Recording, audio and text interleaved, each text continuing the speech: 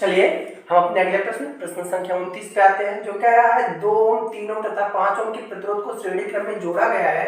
यदि संयोजन के दोनों सिरों पर 30 वोल्ट का विभवांतर लगा है तो प्रत्येक प्रतिरोध के बीच विभवांतर ज्ञात कीजिए। ठीक है, सर्किट डायग्राम हमने पहले ही बना रखा है। चलो ये देखते हैं, इसमें 2 ओम को और 3 ओम को और 5 ओम के ये प्रतिरोध है और इनको जो है श्रेणी क्रम में जोड़ा गया है। और फिर 2 ओम के एक सिरे को बैटरी की धन प्लेट से और 5 ओम के प्रतिरोध को बैटरी के माइनस सिरे से जोड़ दिया गया है। ठीक है, अब ये इनके बीच में जब श्रेणी क्रम में होगा तो यहाँ पे अलग अलग विभव उत्पन्न हो जाएगा, V1 फिर V2 और V3 के यहाँ पे अलग अलग क्या हो जाएगा, विभव उत्पन्न हो जाएगा। तो यही हमें विभव बताना है कि अलग अलग प्रतिरोध के सिरों पर कितना विभवांतर उत्पन्न होगा। तो इसके लिए सबसे पहले हम परिपथ का तुल्य प्रतिरोध ज्ञात करेंगे, फिर परिपथ की धारा और फिर यहाँ से इस 2 ओम के सिरों पर विभवांतर बताएंगे, 3 ओम के सिरों पर विभवांतर बताएंगे और 5 ओम के सिरों पर विभवांतर बता देंगे। ठीक है, तो परिपथ का तुल्य प्रतिरोध देखते हैं कितना है। परिपथ का तुल्य प्रतिरोध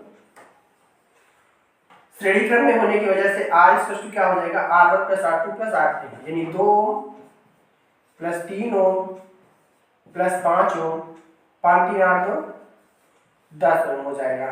R की वैल्यू कितनी हो जाएगी, 10 ओम हो जाएगी। ठीक है, दिया गया है वोल्टेज की वैल्यू दिया है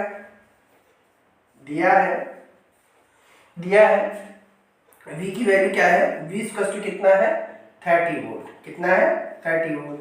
तो परिपथ में धारा, परिपथ की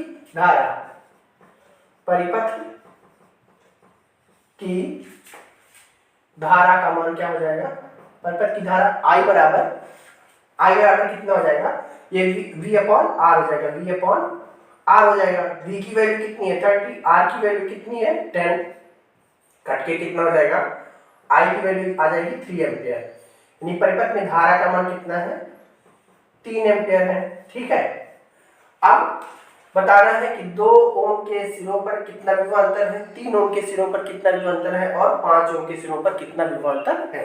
ठीक है, तो बता दीजिए, कुछ नहीं है। 2 ओम प्रतिरोध के सिरों पर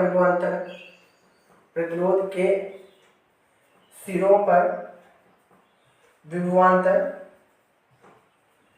इसको कितना मान रखे हैं, V1 माने, V इक्वल टू क्या होता है, IR1।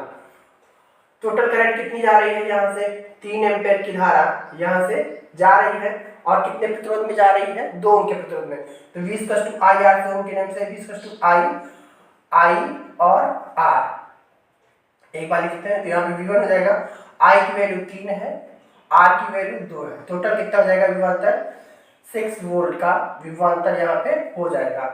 2 ओम के प्रतिरोध के सिरों पर विभवांतर 6 वोल्ट का। ऐसे ही 3 ओम के प्रतिरोध पर विभवांतर कितना हो जाएगा, ये V2 है, तो कितना हो जाएगा, IR2 देख लीजिए, यहाँ पे IR2, I की वैल्यू कितनी है, 3 और R की वैल्यू कितनी है, 3, तो 3 3 का 9, यानी 9 वोल्ट हो जाएगा। ठीक है, ऐसे ही 5 ओम के सिरों पर विभवांतर कितना हो जाएगा, 5 ओम के प्रतिरोध के सिरों पर, 5 ओम के प्रतिरोध के सिरे पर विभवांतर कितना हो जाएगा, V3 है, ये हो जाएगा IR3।